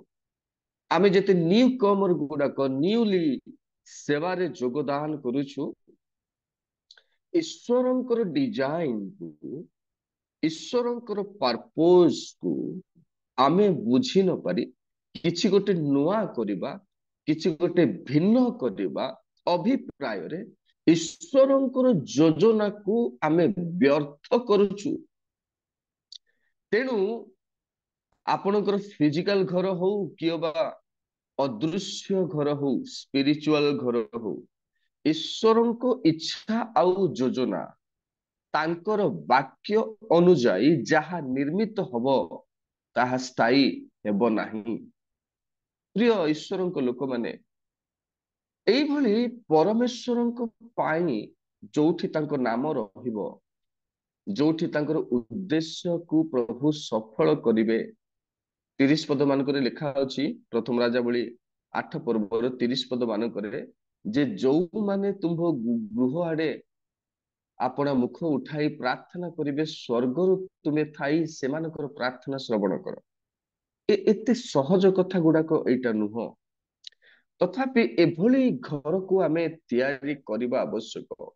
ହେଇପାରେ ଏମାନେ ଫିଜିକାଲି ଗୋଟେ ମନ୍ଦିରକୁ ନିର୍ମାଣ କରୁଛନ୍ତି ତା ଭିତରେ ଈଶ୍ୱରଙ୍କ ଉପସ୍ଥିତି ଅଛି। ପ୍ରିୟ ଈଶ୍ୱରଙ୍କ ଲୋକମାନେ ଏଇ ଗଡ଼ ଅଦୃଶ୍ୟ ରୂପକ ପରମେଶ୍ୱରଙ୍କ ଉପସ୍ଥିତିର ଗଡ଼ ପରମେଶ୍ୱରଙ୍କ ନିକଟକୁ ଯୋଉ ଗଡ଼ ସେଠି ଅଛି ସେ ଗଡ଼କୁ ଫେରିବା ପାଇଁ ଜିଖରି ଆହ୍ୱାନ କରୁଛନ୍ତି। ତେଣୁ ଆମକୁ ସେଇଭଳି ଗୃହ ହିଁ ନିର୍ମାଣ କରିବାକୁ ପଡିବ ଯହିଁରେ ପରମେଶ୍ୱରଙ୍କ ନାଁ ରହିବ ଆମର ନାଁ ଅପେକ୍ଷା। ପ୍ରାୟ ଆପଣ ମାନେ ଦେଖିବେ ଯେ ଯିଏ ଯୋଉଠି ଉଦ୍ଘାଟନ କଲେ ତାଙ୍କ ନାଁ ଗୁଡାକ ଲେଖୁଛନ୍ତି ଚର୍ଚ୍ଚ ଘର ହଉ ଯୋଉଠି ବି ହଉ ସେମାନଙ୍କର ନାଁ ଲେଖା ଯାଉଛି ଆମର ନାଁ ଲେଖା ଯାଉଛି କିନ୍ତୁ ସେଇ ଘରେ ପରମେଶ୍ୱରଙ୍କ ନାଁ ଥିବାର ଅଛି। ଧ୍ୟାନ ଦିଅନ୍ତୁ। ତେଣୁ ଏମିତି ଘର ତିଆରି କରିବା ଏତେ ସହଜ କଥା ନୁହଁ। କାହିଁକି ସହଜ କଥା ନୁହଁ? ଏଜରା 4 ପର୍ବର 2 ପଦରୁ ମୁଁ ପଢୁଛି 1 ପଦରୁ ଅନନ୍ତର ବନ୍ଦିତ୍ୱର ସନ୍ତାନଗଣ ସଦାପ୍ରଭୁ ଇସ୍ରାଏଲର ପରମେଶ୍ୱରଙ୍କ ଉଦ୍ଦେଶ୍ୟରେ ଏକ ମନ୍ଦିର ନିର୍ମାଣ କରୁଅଛନ୍ତି ବୋଲି ଜିହୁଦାର ଓ ବିନ୍ୟାମିନର ବିପକ୍ଷ ମାନେ ଶୁଣିଲେ। ଶବ୍ଦ ପ୍ରତି ଟିକେ ଦୟାକରି ଧ୍ୟାନ ଦେବା। ବିପକ୍ଷ ମାନେ ଶୁଣିଲେ ସେତେବେଳେ ସେମାନେ ସରୁଦାବିଲ ପିତୃବଂଶ ପ୍ରଧାନ ବର୍ଗଙ୍କ ନିକଟକୁ ଆସି ସେମାନଙ୍କୁ କହିଲେ ଆମ୍ଭେମାନେ ତୁମ୍ଭମାନଙ୍କ ସଙ୍ଗେ ନିର୍ମାଣ କରୁ କାରଣ ଯେପରି ତୁମ୍ଭେମାନେ ସେପରି ଆମ୍ଭେମାନେ ତୁମ୍ଭମାନଙ୍କ ପରମେଶ୍ୱରଙ୍କର ଅନ୍ୱେଷଣ କରୁଅଛୁ। ଆଉ ଅସୁରୀୟ ରାଜା ଏସର ହଦୋନ ଯେ ଆମ୍ଭମାନଙ୍କୁ ଏଠାକୁ ଆଣିଅଛି ତାହାର ସମୟ ଠାରୁ ଆମ୍ଭେମାନେ ତାହାଙ୍କ ଉଦ୍ଦେଶ୍ୟରେ ବଳିଦାନ କରୁଅଛୁ। ଏମାନେ ଈଶ୍ୱରଙ୍କ ଦୃଢ ରୂପକ ଗଡର ଗୃହ ନିର୍ମାଣ କରିବାକୁ ଗଲା ବେଳେ ବିପକ୍ଷ ସେମାନେ ବୋଲି ଜଣା ପଡୁନାହିଁ ବାଇବେଲ କହୁଛି କିନ୍ତୁ ସେମାନଙ୍କର ପ୍ରେଜେଣ୍ଟେସନ ଅଛି ଆମେ ମଧ୍ୟ ତୁମର ପରମେଶ୍ୱରଙ୍କୁ ଅନ୍ୱେଷଣ କରୁଛୁ ଆମେ ବି ତୁମ ପରି ବଳିଦାନ ଦଉଛୁ। ତାର ଅର୍ଥ ଏମାନେ ବି ଜିହୁଦୀ ମାନଙ୍କ ସହିତ ସେବାରେ ପରମେଶ୍ୱରଙ୍କ ପରିଚୟ ପାଇଲା ପରି ଆମକୁ ଲାଗୁଛି। ଯେମିତି ଆଜି ନୂଆ ପରିବର୍ତ୍ତନ ହେଲେ ନୂଆରେ ମନ ପରିବର୍ତ୍ତନ କଲା ବେଳେ ତାଙ୍କୁ ଆମେ ବେଦୀକୁ ଡାକି ଦଉଛୁ। ନୂଆରେ ମନ ପରିବର୍ତ୍ତନ ହେଇଯାଇଛି ବୋଲି ତାକୁ ବେଶୀ ପ୍ରାୟୋରିଟି ଦଉଛୁ। ନାଇଁ ସିଏ ମନ ପରିବର୍ତ୍ତନ କଲା ନା ଇଏ ହିନ୍ଦୁରେ କନଭର୍ଟ ହେଲା ଇଏ ମୁସଲିମରେ କନଭର୍ଟ ହେଲା ଆକୁ ଆମେ ବେଶୀ ଗୁରୁତ୍ୱ ଦଉଛୁ। ହଁ ଗୁରୁତ୍ୱ ଦେବା କିନ୍ତୁ ସେଇ ଜାଗାକୁ ନେଇପାରିବା ନାହିଁ ଯୋଉ ଜାଗାରେ ଈଶ୍ୱରଙ୍କ ସେବକ ମାନେ ଅଛନ୍ତି ସେ ଜାଗା ଦେଇ ହବନି। ତେଣୁ ଜିରୁଦାବିଲ 3-4 ପଦ ମାନଙ୍କରେ ସ୍ପଷ୍ଟ ଭାବରେ କହୁଛନ୍ତି ଏହି କାମ ପାଇଁ ତୁମ ସହିତ ଆମର କୌଣସି ସମ୍ପର୍କ ନାହିଁ। ଧ୍ୟାନ ଦିଅନ୍ତୁ। ପରମେଶ୍ୱରଙ୍କ ଦୃଶ୍ୟ ହଉ କି ବା ଅଦୃଶ୍ୟ ରୂପକ ଗୃହ ନିର୍ମାଣ କରିବା ପାଇଁ ଯୋଉମାନଙ୍କୁ ପ୍ରଭୁ କଥା କହି ନାହାନ୍ତି ଅବା ବାଛି ନାହାନ୍ତି ସେମାନଙ୍କର ହସ୍ତ କି ସେମାନଙ୍କର ଉପସ୍ଥିତି କୌଣସି ପ୍ରକାରେ ଆମେ କାମନା କରିବାକୁ ହବ ନାହିଁ। ତେବେ ଦୃଢ ଗଡକୁ ଆମେ ତିଆରି କରିପାରିବା। ଭରସା ଯୁକ୍ତ ବନ୍ଦୀ ମାନେ ଆସି ଶରଣାପନ୍ନ ନେଇ ପାରିବେ। ସେଟା ଏଇଟା ହଉଛି ପ୍ରଥମ କଥା, ଯେ ପରମେଶ୍ୱରଙ୍କ ପାଇଁ ଗୃହ ନିର୍ମାଣ ଏକ ଅଦୃଶ୍ୟ ଦୃଢ ଗଡ ଅଟେ। ଦ୍ୱିତୀୟ କଥା, ଏଜରା 3 ପର୍ବର 1-2 ପଦ ଆମେ ଅଧ୍ୟୟନ କରିବା। ସେ ସ୍ଥାନରେ ଲେଖା ଅଛି, ଆଉ ସମସ୍ତ ମାସ ଉପସ୍ଥିତ ହେଲା, ପୁଣି ଇସ୍ରାଏଲ ସନ୍ତାନଗଣ ସେହି ସବୁ ନଗରରେ ଥିଲେ। ସେତେବେଳେ ଲୋକମାନେ ଏକ ବ୍ୟକ୍ତି ତୁଲ୍ୟ ଜେରୁସାଲେମରେ ଏକତ୍ରିତ ହେଲେ। ତହିଁରେ ଯୋଶାବକର ପୁତ୍ର ଜେସୁୟ, ତାହାର ଯାଜକ ଭାତୃଗଣ ସଲ୍ଟିଏଲର ପୁତ୍ର ଜିରୁଦାବିଲ ଓ ତାହାର ଭାତୃଗଣ ଉଠି ପରମେଶ୍ୱରଙ୍କ ଲୋକ ମୋଶାଙ୍କର ବ୍ୟବସ୍ଥାର ଲିଖନାନୁସାରେ ହୋମ ବଳି ଉତ୍ସର୍ଗ କରିବା ପାଇଁ ଇସ୍ରାଏଲର ପରମେଶ୍ୱରଙ୍କ ଯଜ୍ଞ ବେଦୀ ନିର୍ମାଣ କଲେ। ଗୋଟିଏ ଶବ୍ଦକୁ ଆପଣଙ୍କୁ ଦୃଷ୍ଟି ଆକର୍ଷଣ କରିବି, ପୂର୍ବ ପୁରୁଷ ମାନଙ୍କ ଠାରୁ ନିଯୁକ୍ତ ପ୍ରାପ୍ତ ସେବକ ମୋଶା। ସେ ଯୋଉ ବ୍ୟବସ୍ଥାରେ ଲେଖିଥିଲେ ସେଇ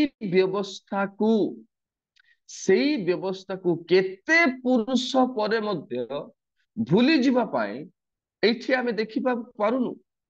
ନୂଆ ପ୍ଲାନ କୁ ଆଡପ୍ଟ କରିବାର ଆମେ ଦେଖିବାକୁ ପାରୁନୁ। ଯାହା ମୋଶାଙ୍କ ମୁଖରେ ପରମେଶ୍ୱର ଦେଇଥିଲେ ସେଇ ଲେଖା ଅନୁସାରେ ଏମାନେ ବଳିଦାନ କରିବା ପାଇଁ ଆଗକୁ ଆସୁଛନ୍ତି। ଆମର ନୂଆରେ ଆସିଲୁ ଆମେ, ଆମର ଇଚ୍ଛା ନୁହଁ, ଯୋଉ ପରମେଶ୍ୱର ଯୋଉ ସିଷ୍ଟମ କୁ ବାଇବେଲରେ ଦେଇଛନ୍ତି ସେଇ ସିଷ୍ଟମ ହିଁ ଚାଲିବାର ଅଛି। ମନ ଇଚ୍ଛା ସିଷ୍ଟମ ଚାଲିପାରିବ ନାହିଁ। ଦ୍ୱିତୀୟ କଥା। ତୃତୀୟ କଥା, ଏଜରା 7 ପର୍ବର 10 ପଦରେ ଲେଖା ଅଛି, ଧ୍ୟାନ ଦିଅନ୍ତୁ ଟିକେ, ମୁଁ ଜଲ୍ଦି ସାରିବି। ଏଜରା 7 ପର୍ବର 10 ପଦରେ ଲେଖା ଅଛି, ଯେଣୁ ଏଜରା ସଦାପ୍ରଭୁଙ୍କ ବ୍ୟବସ୍ଥା ଅନୁସନ୍ଧାନ ଓ ପାଳନ କରିବାକୁ, ପୁଣି ଇସ୍ରାଏଲ ମଧ୍ୟରେ ବିଧି ଓ ଶାସନ ଶିକ୍ଷା ଦେବାକୁ ଆପଣା ମନ ନିବେଶ କରିଥିଲା। ଆଉ ଯାହା ଆମେ ନିର୍ମାଣ କରୁଛୁ ପ୍ରଭୁଙ୍କ ପାଇଁ, ଯୋଉ ଦୃଢ ଗଡ ଦୃଶ୍ୟ ହଉ ଅଦୃଶ୍ୟ ହଉ, ଯହିଁରେ ଲୋକମାନେ ଶରଣାପନ୍ନ ନେଇପାରିବେ, ଯୋଉଠାକୁ ବିପଦ ଆସିଲେ ମଧ୍ୟ ଉଦ୍ଧାର ପାଇବାର ବାଟ ଅଛି, ସେଇ ଦୃଢ ଗଡ ଠାରେ ଆମେ ଈଶ୍ୱରଙ୍କର ବିଧିକୁ ଶାସନକୁ ଶିକ୍ଷା ଦେବା ପ୍ରଣାଳୀ ଗୋଟେ ରହିବାର ଅଛି। ହେଲେ ଏଇଟା ଆପଣ କହିବେ ଏଇଟା କୋଉ ବିଚିତ୍ର କଥା, ଆମେ କଣ ବାକ୍ୟ କହୁନୁ କି, ଆମେ ନିୟମ କହୁନୁ କି, ଏଇଟା ତ ଆମେ କରୁଛୁ, ଏଇଟା ଗୋଟେ କଣ ଅଲଗା କଥା? କିଛି ଅଲଗା କଥା ନୁହଁ। ନାଇଁ, ଏଠି ପ୍ରଭୁଙ୍କ ବ୍ୟବସ୍ଥାର ବିଧି ଓ ଶାସନ ହିଁ ଶିକ୍ଷା ଦେବା କଥା ପଡିଛି। ଆମେ ଈଶ୍ୱରଙ୍କ ବାକ୍ୟକୁ ଯାହା ବୁଝିଲୁ ତାକୁ ଆମେ ପ୍ରେଜେଣ୍ଟ କରୁଛୁ ମଣ୍ଡଳୀରେ କି ଯୋଉ ସ୍ଥାନରେ, କିନ୍ତୁ ଈଶ୍ୱର କଣ କହିବାକୁ ଚାହାନ୍ତି ସେଟା ଆମେ କହୁନୁ। ତେଣୁ ସେଇଟା ହଉଛି ସମସ୍ୟା, ଯେ ଦୃଢ ଗଡରେ ରହିପାରିବେନି। ବିଶ୍ୱାସ ମାନେ ଛିଞ୍ଚତର ହେଇଯାଉଛନ୍ତି। ଦେଖନ୍ତୁ, ଆଜି ମୁଁ ବି ନୂଆ କରି ପାଳକୀୟ ଦାୟିତ୍ୱ ପାଇପାରେ, କିନ୍ତୁ ମତେ ଏସବୁ ଅନୁସନ୍ଧାନ ଧ୍ୟାନ ନିଶ୍ଚିତ କରିବାକୁ ହବ। ଏଇଟା ହଉଛି ତୃତୀୟ କଥା। ଚତୁର୍ଥ କଥା, ପ୍ରିୟଶ୍ୱରଙ୍କ ଲୋକମାନେ, ଏଜରା 7 ପର୍ବର 27 ପଦରେ ଲେଖା ଅଛି, ଯେଉଁ ସଦାପ୍ରଭୁ ଆମ୍ଭମାନଙ୍କ ପିତୃଗଣର ପରମେଶ୍ୱର ସଦାପ୍ରଭୁଙ୍କ ଜେରୁସାଲେମ ସ୍ଥିତ ଗୃହ ଶୋଭାନ୍ୱିତ କରିବାକୁ ରାଜାର ଅନ୍ତଃକରଣରେ ଏରୂପ ପ୍ରବୃତ୍ତି ଦେଇ ଅଛନ୍ତି। ଶୋଭାନ୍ୱିତ କରିବା ପାଇଁ, ଅର୍ଥାତ ବିୟୁଟିଫାଇ କରିବା ପାଇଁ। ପ୍ରିୟ ଈଶ୍ୱରଙ୍କ ଲୋକମାନେ, ଆମେ ଈଶ୍ୱରଙ୍କର ପାଇଁ ଯାହା ତିଆରି କରୁଛୁ ଆମ ପାଇଁ ନୁହଁ, ତାକୁ ଆମେ ବିୟୁଟିଫାଇ କରିବାକୁ ପଡିବ। ବାଇବେଲ ଆମକୁ କହୁଛି ସୁନ୍ଦର କରିବାକୁ ପଡିବ, ଯାହା ଶୋଭାଯୁକ୍ତ ହେଇପାରିବ, ଲୋକ ଯାହା ଦେଖିକି ପରମେଶ୍ୱରଙ୍କ ମହିମା କରିବେ, ଆମର ନାହିଁ। ଗିର୍ଜା ଘରକୁ ଆମେ ବିଚିତ୍ର କରି ସଜାଉଛୁ ଆଜିକାଲି, କିନ୍ତୁ ହଁ ଏଇଟା ଆଙ୍କର ପରି ନାହିଁ, ତାଙ୍କର ପରି ବୋଲି ଆମେ କହୁଛୁ। କିନ୍ତୁ ଯାହା ହଉ, ଈଶ୍ୱରଙ୍କ ଗୃହ ଗୋଟେ ଏତେ ଭଲ ଅଛି ବୋଲିବାଟା ଆମ ମନରେ ଆସୁନାହିଁ। ସେଟା ହଉଛି ଦୁଃଖର କଥା। ଆମର ସେନ୍ସ ଅଫ ହ୍ୟୁମର ବଦଳି ଯାଇଛି। ଏନିୱେ, ତେଣୁ 7 ପର୍ବର 27 ପଦରେ ଚତୁର୍ଥ କଥା ଏହି କଥା ପ୍ରକାଶ କରନ୍ତି, ଆମେ ଈଶ୍ୱରଙ୍କ ଗୃହ ଯୋଉଠାରେ ପରମେଶ୍ୱର ବାସ କରନ୍ତି, ଯୋଉଠାରେ ପରମେଶ୍ୱରଙ୍କ ନାମ ଅଛି, ଏବଂ ଯୋଉଠାରେ ପରମେଶ୍ୱରଙ୍କ ବିଧି ଶାସନ ବ୍ୟବସ୍ଥା ଶିକ୍ଷା ଦିଆଯାଉଛି ସେହି ଜାଗାକୁ ଆମେ ବ୍ୟୁଟିଫାଇ କରିବାର ଅଛି। ଆମକୁ ଆମେ ସୁନ୍ଦର ନୁହଁ, ଈଶ୍ୱରଙ୍କର ଗୃହକୁ ଆଧ୍ୟାତ୍ମିକ ସୁନ୍ଦରତାରେ ସୁନ୍ଦର କରିବା। ମୁଁ ଗୋଟିଏ ପଦପୂର୍ବ ଦେବି, ତାପରେ ମୁଁ ପଞ୍ଚମ କଥାକୁ ଯିବି। ଲେଖା ଅଛି ଗୀତ ସଂହିତା 149 ଗୀତର 4 ପଦରେ ଯେ ନମ୍ର ଲୋକମାନଙ୍କୁ ପରମେଶ୍ୱର ପରିତ୍ରାଣରେ ସୁଶୋଭିତ କରିବେ। ନମ୍ର ଲୋକମାନଙ୍କୁ ଏଇ ଯୋଉ ବ୍ୟୁଟିଫାଇ ସୁନ୍ଦରତା ପ୍ରଭୁ ପରିତ୍ରାଣରେ କରନ୍ତି। ଆଉ ଗୋଟିଏ ମଣ୍ଡଳୀରେ ପରିତ୍ରାଣ ପ୍ରାପ୍ତ ହେବା ଲୋକମାନେ ଯଦି ଯୋଗ ଦେବେ, ତେବେ ସେହି ଗୃହ ଈଶ୍ୱରଙ୍କର ସୁଶୋଭିତ ହବ। ଖାଲି କଲର ପେଣ୍ଟିଂ ଦେଇଦେଲେ ନୁହଁ, ଜାକଜମକ କରିଦେଲେ ସୁଶୋଭିତ ହବ ତାହା ନୁହଁ। ମଣ୍ଡଳୀରେ ପରିତ୍ରାଣ ପ୍ରାପ୍ତ ଲୋକମାନଙ୍କ ସଂଖ୍ୟା ଯଦି ବଢୁଛି, ତେବେ ସେହି ମଣ୍ଡଳୀ ସୁଶୋଭିତ ହବ। କେବେ ହେଲେ ପ୍ରଭୁଙ୍କ ଦାସ ମାନେ କହିବେ ଯେ ପ୍ରକୃତରେ ପରିତ୍ରାଣ କାହା ଦ୍ୱାରା ସମ୍ଭବ? ପାଳକ ଦ୍ୱାରା, ଡିକନ ମାନଙ୍କ ଦ୍ୱାରା, ପ୍ରାଚୀନ ମାନଙ୍କ ଦ୍ୱାରା, ଅନ୍ୟାନ୍ୟ ନେତା ମାନଙ୍କ ଦ୍ୱାରା, ଆଉ କାହା ଦ୍ୱାରା ପ୍ରକୃତରେ ପରିତ୍ରାଣ ଜଣେ ପାଇବ? ଯଦି ପ୍ରଭୁ କେବେ ସୁଯୋଗ ଦିଅନ୍ତି ଆଲୋଚନା କରିବା, ନହେଲେ ବୁଦ୍ଧିଜୀବୀ ମାନେ ପ୍ରଭୁଙ୍କ ଲୋକମାନେ ଯୋଡୁଛନ୍ତି ଜୁମରେ, ସେମାନେ ଆପଣ ମାନଙ୍କୁ କହିବେ। କିନ୍ତୁ ଏଇ ଗୁରୁତ୍ୱପୂର୍ଣ୍ଣ କଥା ଆପଣଙ୍କର ଧ୍ୟାନରେ ରହୁ ଯେ ପରିତ୍ରାଣ ମଣ୍ଡଳୀରେ କାହା ଦ୍ୱାରା ସମ୍ଭବ, କାହାର ବାକ୍ୟ ସମ୍ଭବ। ମୁଁ ଆଜି ଗୋଟେ ସ୍ପଷ୍ଟ କଥା କହିଦେବାକୁ ଚାହୁଁଛି, ବିବାଦୀୟ ମନ୍ତବ୍ୟ ହେଇପାରେ, କିନ୍ତୁ ମୁଁ ବିଶ୍ୱାସ କରୁଛି ବାଇବଲରୁ ଗୋଟିଏ ପାଳକ ଦ୍ୱାରା ପରିତ୍ରାଣର କାର୍ଯ୍ୟ ସମ୍ଭବ ନୁହଁ। ବରଂ ପରିତ୍ରାଣ ପ୍ରାପ୍ତ ହେଇଥିବା ଲୋକମାନଙ୍କର ତତ୍ତ୍ୱାବଧାରକ ହଉଛନ୍ତି ଗୋଟେ ପାଳକ। ଯୋଉମାନେ ପରିତ୍ରାଣ ପାଇବେ ସେମାନଙ୍କର ଟେକ୍ କେୟାର କରିବ, ସେମାନଙ୍କର ତତ୍ତ୍ୱାବଧାନ କରିବ ବୋଲି ମୁଁ ବିଶ୍ୱାସ କରେ।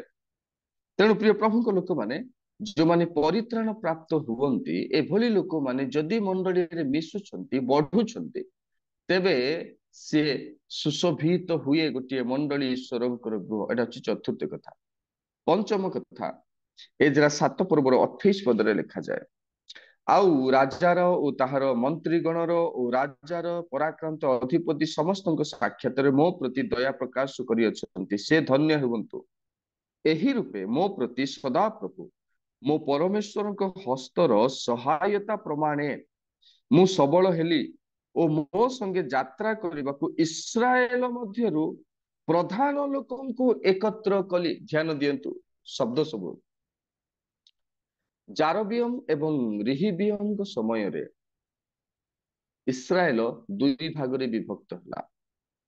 ଜିହୁଦା, ଇଫ୍ରାଇମ ଏମାନେ ଗୋଟିଏ ହେଲେ, ଏବଂ 10 ଭାଇ ଯୋଉମାନେ ଜାରବିୟମର ସପକ୍ଷରେ ରହିଲେ ଇସ୍ରାଏଲ, ସେମାନେ ଭିନ୍ନ ହେଲେ। ଗୋଟିଏ ମଣ୍ଡଳୀ 12 ଭାଇର ଗୋଷ୍ଠୀର ଲୋକମାନେ 2 ଭାଗରେ ବିଭକ୍ତ ହେଲେ। ଜିହୁଦା ପ୍ରଦେଶ ଜେରୁସାଲେମରେ ରହିବା ଜିହୁଦୀ ଲୋକମାନେ ଅଲଗା, ଇସ୍ରାଏଲୀୟ 10 ଭାଇର ଗୋଷ୍ଠୀର ଲୋକମାନେ ସେମାନେ ଅଲଗା। ତେଣୁ ଏମାନେ 12 ଭାଇର 2 ଭାଗରେ ବିଭକ୍ତ ଲୋକମାନେ ଭିନ୍ନ ଭିନ୍ନ ଅବସ୍ଥାରେ, ବନ୍ଦିତ୍ୱ ଅବସ୍ଥାରେ ନିଆଗଲେ। 10 ଭାଇର ପିଲାମାନଙ୍କୁ ଅସୁରୀୟ ରାଜା ଆସି ନେଇଗଲା। ଏ ଜିହୁଦୀ ଲୋକମାନଙ୍କୁ ବାବିଲୋନୀୟ ରାଜା ଆସି ନବୁକଦନେସର ସେମାନଙ୍କୁ ବନ୍ଦୀ କରିକି ନେଇଗଲା। କିନ୍ତୁ ଈଶ୍ୱରଙ୍କର ଦୃଢ ଗଡ଼ ରୂପକ, ଯୋଉଥିରେ ଲୋକମାନେ ପରିତ୍ରାଣ ପାଇବେ, ପରିତ୍ରାଣ ପ୍ରାପ୍ତ ଲୋକ ରହିବେ, ଏକ ଭରସା ଅଛି, ସୁରକ୍ଷାର ଭରସା ଅଛି। ପ୍ରିୟ ପ୍ରଭୁଙ୍କ ଲୋକମାନେ ସେହି ସ୍ଥାନରେ ଏ ଭାଇ ଭାଇ ଅଲଗା ହେଲେ ହେଇପାରିବ ନାହିଁ। ତେଣୁ ପ୍ରଥମେ ମନ୍ଦିର ନିର୍ମାଣ କରିବା ପାଇଁ ଏଜରା 1 ପର୍ବର 1 ପଦରେ ଜିହୁଦୀ ଲୋକମାନେ ଆସିଲେ, କିନ୍ତୁ ଏଇ ସ୍ଥାନରେ ଦେଖୁଛୁ 7 ପର୍ବର 28 ପଦରେ ଇସ୍ରାଏଲ ମଧ୍ୟରୁ ପ୍ରଧାନ ଲୋକମାନେ ମଧ୍ୟ ଆସିଲେ। ଏତିକି ପର୍ଯ୍ୟନ୍ତ ମନ୍ଦିର ନିର୍ମାଣ କାର୍ଯ୍ୟ ଆରମ୍ଭ ହେବା ପର୍ଯ୍ୟନ୍ତ ଏ ଦୁଇ ପାର୍ଟିର ଲୋକମାନେ କେବେ ମିଳାମିଶା ହେଇନାହାନ୍ତି। ଏମାନେ ଅଲଗା, ସେମାନେ ଅଲଗା, ଶତ୍ରୁତା ଅଛି। କିନ୍ତୁ ଈଶ୍ୱରଙ୍କ ଗୃହ ନିର୍ମାଣ କରିବା ପାଇଁ, ପ୍ରଭୁଙ୍କ ପାଇଁ କିଛି ଗୋଟେ ତିଆରି କରିବା ନିମନ୍ତେ ଶତ୍ରୁତା କାମ ଦବ ନାହିଁ। ବରଂ ମିଳାମିଶା, ମିତ୍ରତା, ମିଳନତା, ସହଭାଗିତା ହିଁ କାମ ଦବ। ତେଣୁ ସେଇ ଉଦାହରଣ ଏହି ସ୍ଥାନରେ ଆମମାନଙ୍କୁ ଦେଖାଉଛନ୍ତି। ଆଉ ବେଶୀ ପଦପର୍ବ ଦେଇ ମୁଁ ସମୟ ନଷ୍ଟ କରିବିନି। ଷଷ୍ଠ କଥା, ଜିଖରିୟ 8 ପର୍ବର 3 ପଦରେ ଲେଖା ଅଛି, ସେ ସ୍ଥାନରେ ଜିଖରିୟ ଏହି କଥା ପ୍ରକାଶ କରନ୍ତି ଯେ ପରମେଶ୍ୱରଙ୍କ ବାସସ୍ଥାନ ହବା ପାଇଁ ସେ ଦୃଢ ଗଡ଼ ନିର୍ମାଣ କରିବାର ଆବଶ୍ୟକ ରହିଛି। ପ୍ରିୟ ଈଶ୍ୱରଙ୍କ ଲୋକମାନେ 8 ପର୍ବର 3 ପଦରେ ଏହି କଥା ଲେଖା ଅଛି। ସଦାପ୍ରଭୁ ଏହି କଥା କହନ୍ତି, ଆମ୍ଭେ ସିଓନକୁ ଫେରି ଆସିଅଛୁ ଓ ଜେରୁସାଲେମ ମଧ୍ୟରେ ବାସ କରିବା। ଜେରୁସାଲେମ ମଧ୍ୟରେ ବାସ କରିବା, ଏଟା ହଉଛି ଦୃଢ ଗଡ଼। ଯଦି ପରମେଶ୍ୱର ଅଛନ୍ତି, ଆମେ ନିର୍ଦ୍ୱନ୍ଦରେ ଫେରି ଆସିବାକୁ ପଡିବ ସେଠିକି। ଯୋଉ ସ୍ଥାନରେ ଈଶ୍ୱର ଅଛନ୍ତି, ନିର୍ଦ୍ୱନ୍ଦରେ ସେଠିକି ଆମେ ଯିବାକୁ ପଡିବ। ତା ଛଡା କିଛି ବାଟ ନାହିଁ, ବିଶେଷ କରି ଆଜିକା ସମୟରେ। ଷଷ୍ଠ କଥା। ସପ୍ତମ କଥା, ଜିଖରିୟ 9 ପର୍ବର 9 ପଦରେ ଲେଖା ଅଛି। ସେ ସ୍ଥାନରେ ଏପରି ଲେଖାଯାଏ, ଗୋ ସିଓନର କନ୍ୟା ଅତିଶୟ ଉଲ୍ଲାସ କର, ଗୋ ଜେରୁସାଲେମ କନ୍ୟା ଜୟଧ୍ୱନି କର। ଦେଖ, ତୁମ୍ଭର ରାଜା ତୁମ୍ଭ ନିକଟକୁ ଆସୁଅଛନ୍ତି। ସେ ଧର୍ମମୟ ଓ ପରିତ୍ରାଣ ବିଶିଷ୍ଟ ଓ ସେ ନମ୍ରଶୀଳ ଓ ଗର୍ଦ୍ଧବ ଉପରେ ଅର୍ଥାତ୍ ଗର୍ଦ୍ଧବୀର ଶାବକ ଉପରେ ଆରୋହଣ କରି ଆସୁଅଛନ୍ତି। ଆଜ୍ଞା, ଏଇଟା ତ ହଜରୀ ପର୍ବର କଥା ବୋଲି କହିପାରନ୍ତି, କିନ୍ତୁ ବହୁତ ଗୁଢ ରହସ୍ୟମାନ ତାଙ୍କ ବାକ୍ୟରେ ପ୍ରଭୁ ଗୁପ୍ତ କରି ରଖିଛନ୍ତି। ମୁଁ ଆକୁ ନାମକରଣ କରିଛି ଯୀଶୁଙ୍କ ସ୍ୱର୍ଗୀୟ ଯୋଜନା ଓ ବିଜୟ ଯାତ୍ରାର ସଫଳତା ପାଇଁ ସେ ସେହି ଗୃହକୁ ଯାତ୍ରା କରୁଛନ୍ତି। ପ୍ରିୟ ପ୍ରଭୁଙ୍କ ଲୋକମାନେ, ସ୍ୱର୍ଗୀୟ ଯୋଜନା ସଫଳ ହେବା ନିହାତି ଦରକାର। ତେଣୁ ବନ୍ଦୀ ହେଇକି ଗଲେ ବି ଦ୍ୱିତୀୟ ଥର ମନ୍ଦିର ନିର୍ମାଣ କରାଯାଉଛି। ଆଉ 70 ଖ୍ରୀଷ୍ଟାବ୍ଦରେ 70 AD ରେ ରୋମିଓ ସାମ୍ରାଜ୍ୟ ବେଳେ ଦ୍ୱିତୀୟ ମନ୍ଦିର ନଷ୍ଟ ହେଲେ ମଧ୍ୟ ବାଇବେଲ ପ୍ରକାଶ କରୁଛି ତୃତୀୟ ଜେରୁସାଲେମ ମନ୍ଦିର ତିଆରି ହେବ। ଆଉ ସେହି ଜେରୁସାଲେମ ମନ୍ଦିରରେ ଆଉ 1000 ଶାନ୍ତି ରାଜ୍ୟ ସମୟରେ ପ୍ରଭୁ ଯୀଶୁ ଖ୍ରୀଷ୍ଟ ଏକମାତ୍ର ରାଜା ହେବେ। ସେ ପୃଥିବୀକୁ ନ୍ୟାୟରେ ଧର୍ମରେ ଶାସନ କରିବେ। ପ୍ରିୟ ଈଶ୍ୱରଙ୍କ ଲୋକମାନେ, ତେଣୁ ଏଇଭଳି ଦୃଢ ଗଡ଼ ଯୋଉ ସ୍ଥାନରେ ଈଶ୍ୱରଙ୍କ ଉପସ୍ଥିତି ରହିବା ଦରକାର, ତାଙ୍କ ନାମ ରହିବା ଦରକାର, ତାଙ୍କର ବିଧି ପ୍ରଚାରିତ ହବା ଦରକାର, ତାଙ୍କ ନିମନ୍ତେ ଆମେ ନିର୍ମାଣ କରିବା ଦରକାର। ପରିତ୍ରାଣ ପ୍ରାପ୍ତ ଲୋକମାନେ ସୁଶୋଭିତ ଭାବରେ ରହିବା ଦରକାର। ଜିହୁଦା ଇସ୍ରାଏଲର ପ୍ରଭେଦ ନ ହୋଇ ଜିହୁଦା ଇସ୍ରାଏଲ ଉଭୟ ମିଳିମିଶି ପ୍ରଭୁଙ୍କ ପାଇଁ ବଳିଦାନ କରିବା ଦରକାର। ପୁଣି ତାଙ୍କ ନାମ ରହିପାରୁଛି ସ୍ୱର୍ଗୀୟ ଯୋଜନା ସକଳ ସେଇ ଜାଗାରେ ସଫଳ ହେଉଥିବାର ଅଛି। ଆମର ଯୋଜନା ନୁହଁ, ସ୍ୱର୍ଗୀୟ ଯୋଜନା। କେତେ ଆମେ ପ୍ଲାନ କଲେ ମଧ୍ୟ ଫେଲିୟର ହେଇଗଲା। ଭବିଷ୍ୟତ ବକ୍ତା ମାନଙ୍କୁ, ଯାଜକ ମାନଙ୍କୁ, କେତେ ଶହ ଶହ ପରମେଶ୍ୱରଙ୍କ ଲୋକମାନଙ୍କୁ ପ୍ରଭୁ ପଠେଇଲେ, ହେଲେ ପ୍ଲାନ ଫେଲିୟର ହେଲା। ତେଣୁ ସ୍ୱର୍ଗୀୟ ଯୋଜନାକୁ ସଫଳ କରିବା ପାଇଁ ପ୍ରଭୁ ଆପଣାର ଅଦ୍ୱିତୀୟ ପୁତ୍ର ଯୀଶୁଙ୍କୁ ପ୍ରେରଣ କଲେ, ଯେପରି ଦୃଢ ଗଡ଼ ସେଠି ବନେଇକି ରହିବେ। ଆଉ କେହି ନଷ୍ଟ କରିପାରିବେ ନାହିଁ, ଆଉ କୌଣସି ରାଜା ରହିବେ ନାହିଁ। ତେଣୁ ପ୍ରିୟ ଈଶ୍ୱରଙ୍କ ଲୋକମାନେ, ତାଙ୍କ ରକ୍ତରେ କୃତ ସାଧୁ ମଣ୍ଡଳୀ, ଆପଣ ମାନଙ୍କୁ ପ୍ରଭାତ ସମୟରେ ଏହି ଉତ୍ସାହ କରିବାକୁ ଚାହୁଁଛି ଯେ ଆମେ ସେଇ ଦୃଢ ଗଡ଼ ଆଡେ ପରମେଶ୍ୱରଙ୍କ ନିକଟକୁ ଫେରି ଆସିବା। ଆଉ ଯୋଉ ଆଶା ସକଳ ଆମର ନୈରାଶ୍ୟରେ ବର୍ତ୍ତମାନ ପରିବର୍ତ୍ତିତ ହେଇଛି, ତାକୁ ଆମେ ପୁନର୍ବାର ଖ୍ରୀଷ୍ଟଙ୍କ ନିକଟକୁ, ଈଶ୍ୱରଙ୍କ ନିକଟକୁ ଫେରି ଆଶାରେ ପରିବର୍ତ୍ତନ କରିବା। ଆପଣଙ୍କର ପ୍ରଶ୍ନ ଆସିବ, ଜିଖରିୟ ପୁସ୍ତକ ସହିତ ଏଜ୍ରା ପୁସ୍ତକର କଣ ସାମଞ୍ଜସ୍ୟ? ଯେ ଆଜ୍ଞା, ଏତେ କଥା କେବଳ ଏଜ୍ରା ପୁସ୍ତକରୁ ହିଁ କହିଲେ। ମୁଁ ଆପଣଙ୍କୁ ଗୋଟିଏ କଥା କହିଦେବାକୁ ଚାହୁଁଛି, ଆଉ ଗୋଟିଏ ପ୍ରମାଣ ସହିତ ମୁଁ ଈଶ୍ୱରଙ୍କ ବାକ୍ୟ ବନ୍ଦ କରିବି। ଏଜ୍ରା 5 ପର୍ବର 1 ପଦରେ ଲେଖା ଅଛି, ଏଥି ଉତ୍ତାରେ ହାଗୟ ଭବିଷ୍ୟତ ବକ୍ତା ଓ ଇଦୋର ପୁତ୍ର ଜିଖରିୟ ଏହି ଭବିଷ୍ୟତ ବକ୍ତା ମାନେ ଜିହୁଦା ଓ ଜେରୁସାଲେମ ସ୍ଥିତ ଜିହୁଦୀ ମାନଙ୍କ ନିକଟରେ ଭବିଷ୍ୟତ ବାକ୍ୟ ପ୍ରଚାର କଲେ। ସେମାନେ ଇସ୍ରାଏଲର ପରମେଶ୍ୱରଙ୍କ ନାମରେ ସେମାନଙ୍କ ନିକଟରେ ଭବିଷ୍ୟତ ବାକ୍ୟ ପ୍ରଚାର କଲେ। ଯେତେବେଳେ ମନ୍ଦିର ତିଆରି ଦ୍ୱିତୀୟ ଥର ହେଉଥିଲା, ବନ୍ଦ ହେଇଯିବାରୁ ପ୍ରଭୁ ଏହି ଈଶ୍ୱରଙ୍କ ଦାସମାନଙ୍କୁ ପଠେଇଲେ, ତୁମେ ଯାଅ ଲୋକମାନଙ୍କୁ ଉତ୍ସାହିତ କର, ଶତ୍ରୁ ମନ୍ଦିର କାର୍ଯ୍ୟକୁ, ନିର୍ମାଣ କାର୍ଯ୍ୟକୁ, ଗଡ଼କୁ, ଦୃଢ ଗଡ଼କୁ, ଜେରୁସାଲେମ ମନ୍ଦିରକୁ से बंद करबा पई चेष्टा करूची तुम जाई लोक मान उत्साह दियो प्रचार कर मो वाक्य से मान को तेणु जिखरी पुस्तक सेई समय कथा ସେଥିପାଇଁ ପ୍ରିୟ ଈଶ୍ୱରଙ୍କ ଲୋକମାନେ 7ଟି କଥା ମୌଳିକ ଭାବରେ ମନେ ରଖୁ ଏବଂ ପ୍ରଭୁ ଆମମାନଙ୍କୁ ଭବିଷ୍ୟତରେ ତାଙ୍କରି ଗୃହ ଅଦୃଶ୍ୟ ରୂପକ ଗୃହ ଦୃଢ ଗଡରେ ନିର୍ଭର ରଖି ତିଆରି କରିବାରେ ମଣ୍ଡଳୀ ସ୍ଥାପନରେ ମଣ୍ଡଳୀ ନିର୍ମାଣରେ ଆମ ସମସ୍ତଙ୍କୁ କଢାଇ ନିଅନ୍ତୁ ପ୍ରଭୁ ସବୁ ବାକ୍ୟରେ ଆମ ସମସ୍ତଙ୍କୁ ଆଶୀର୍ବାଦ କରନ୍ତୁ ଧନ୍ୟବାଦ ସମସ୍ତଙ୍କୁ ନମସ୍କାର ପ୍ରେଜ୍ ଦ ଲର୍ଡ